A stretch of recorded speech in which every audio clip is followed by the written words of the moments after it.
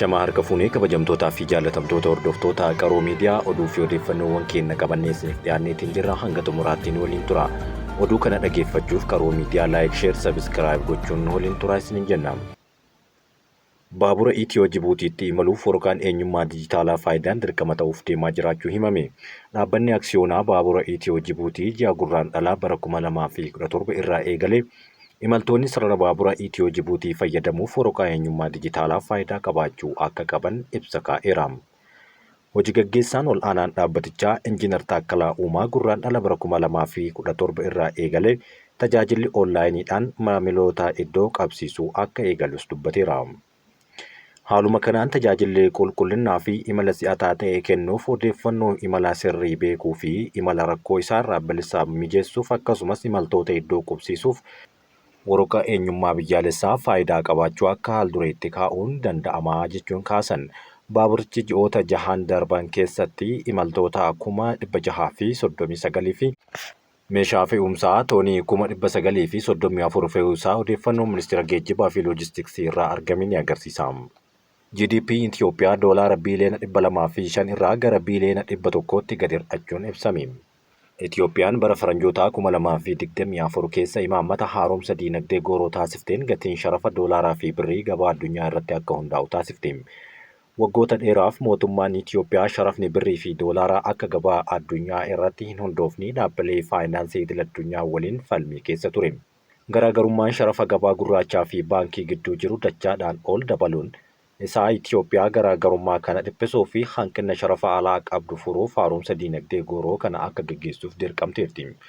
Marii yeroo dheeraaf IMF fi baankii addunyaa waliin taasisaniin waliigaltee irra gahuun erga hojiirra oolchanii doolaarri tokko amma birrii 126tti sharafamaa jira. Ergasii GDP'n Itiyoophiyaa kan bara darbee doolaara Ameerikaa biiliyoona 205 ture walakkaadhaan gadi bu'uudhaan biiliyoona 100tti gadi siqeera. Mootummaan baasii isaa xiqqeessuuf gatii tajaajiloota akka ibsaa, bishaan, gibiraa fi kaan irratti ramadee dachaadhaan dabalee jira. Lammiilee biyyattii hedduun qaala'insa jireenyaatiin miidhamaa kan jiran yommuu ta'u, IMF gabaasa baaseen bara 2023 keessa diinagdeen Itiyoophiyaa dhibbantaa 7.1 guddachuu isaa kaaseera. Baankiin addunyaa qaala'insi jireenyaa Itiyoophiyaa keessaa bara faranjoota 2024 keessa dhibbantaa 30 akka ta'us kaase.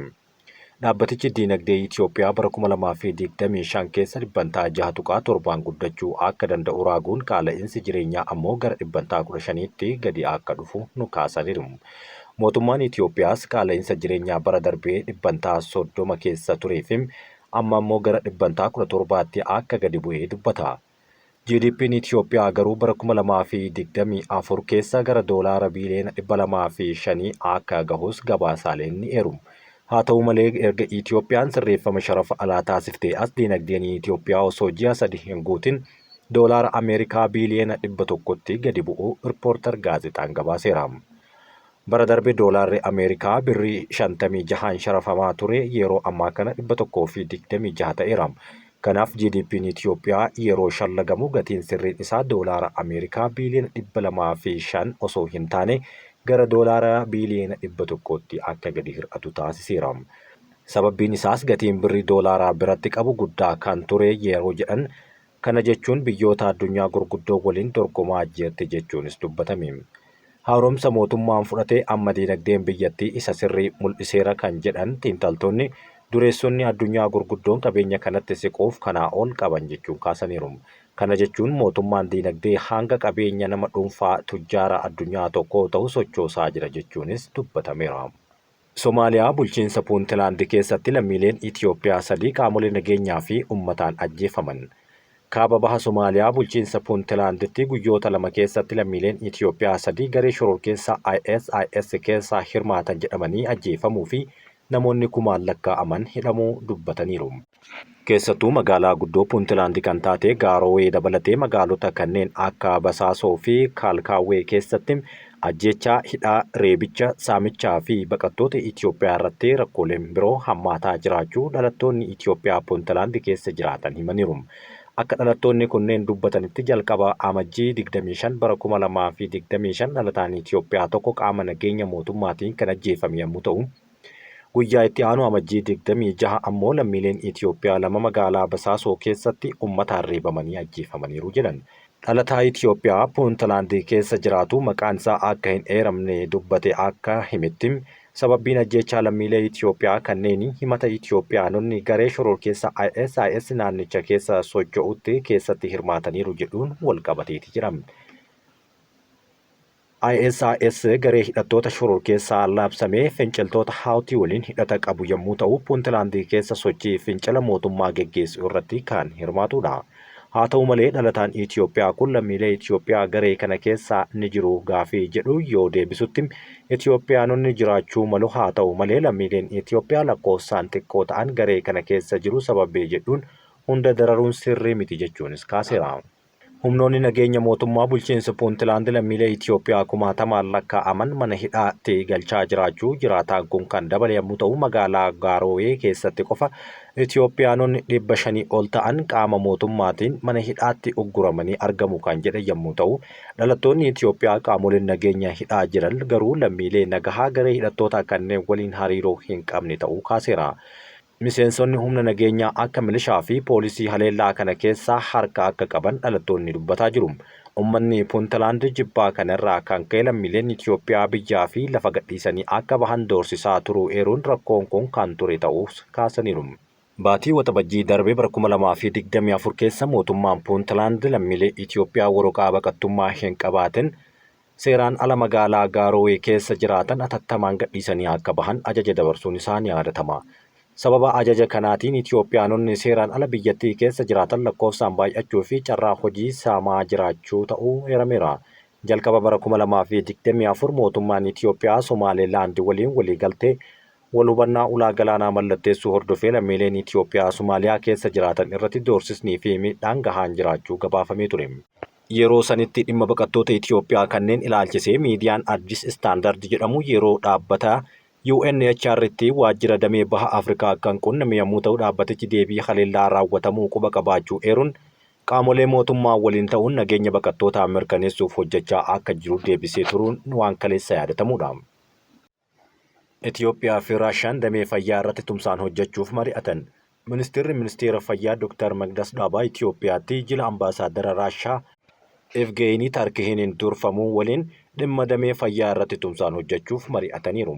Dhimmoota tumsa fayyaa hawaasaa irratti hojjechuuf kan mari'atan keessaa tumsi damee fayyaan yeroo ammaa jiru hariiroo fayyaa biyyoota lamaanii caalmatti cimsuu ta'uu Dr. Magdas Dhaabaa dubbataniiru. Haala galteewwan yaala fayyaa biyya keessatti oomishuun danda'amu irratti jilicha waliin kan mari'atan yommuu ta'u, balaa dhibee tasaaf deebii kennuun akka danda'amu tumsaan hojjechuun murteessaa ta'uu ambaasaaddar Evgeeniin dubbataniiru.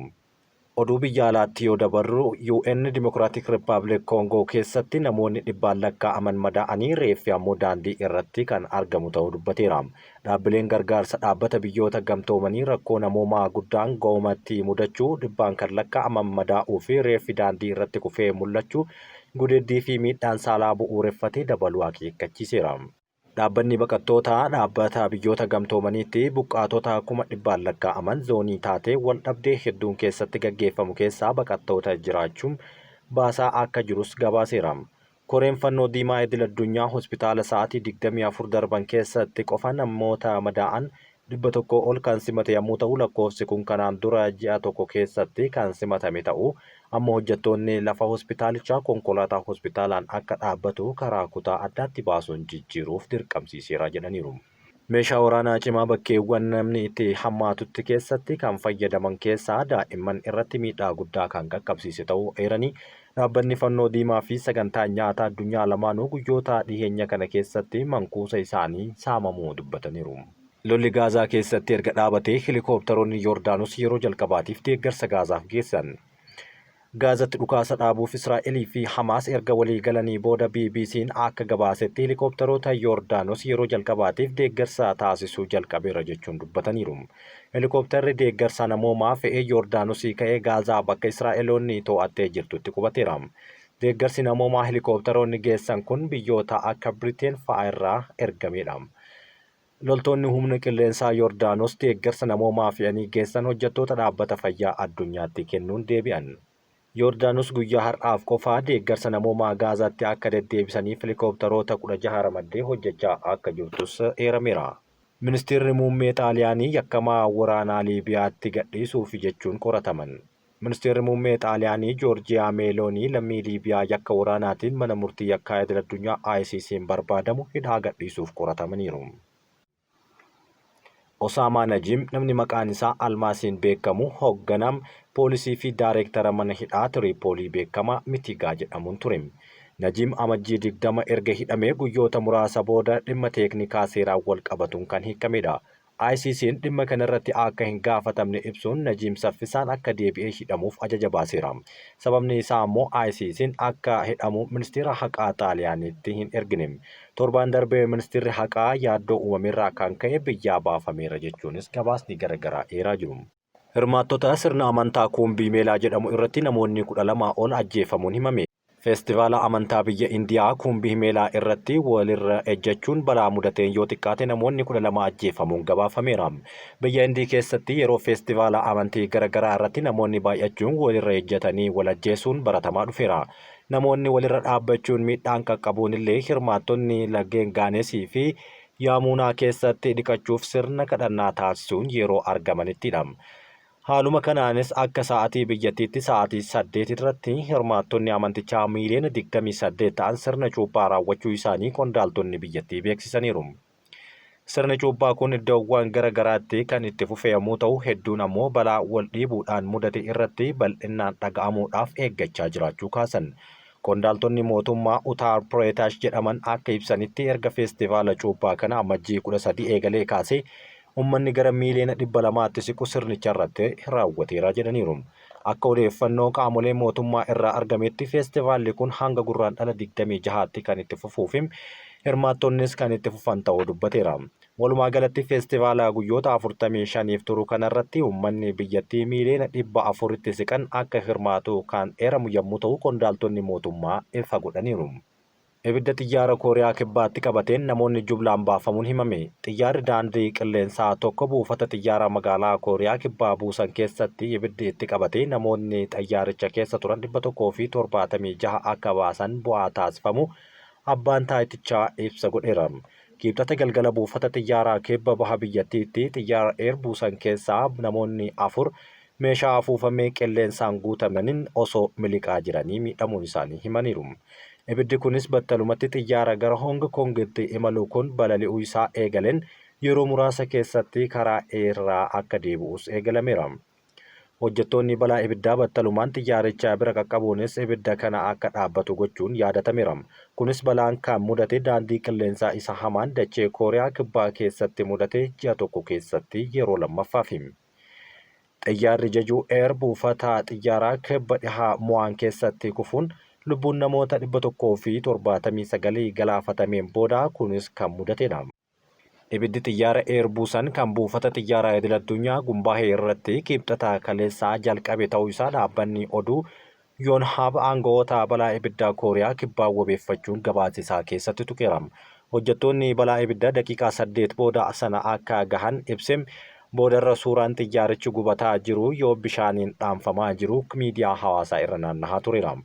Xiyyaaricha keessa imaltoota 169 fi hojjettoota xiyyaarichaa 7 kan jiran yommuu ta'u, buufanni xiyyaaraa buusan magaalaa guddoo See'ool irraa gara kibba bahaatti fageenya kiiloomeetira 315 akka imalaa jirus gabaafameera. Kabajamtootaa fi jaallatamtoota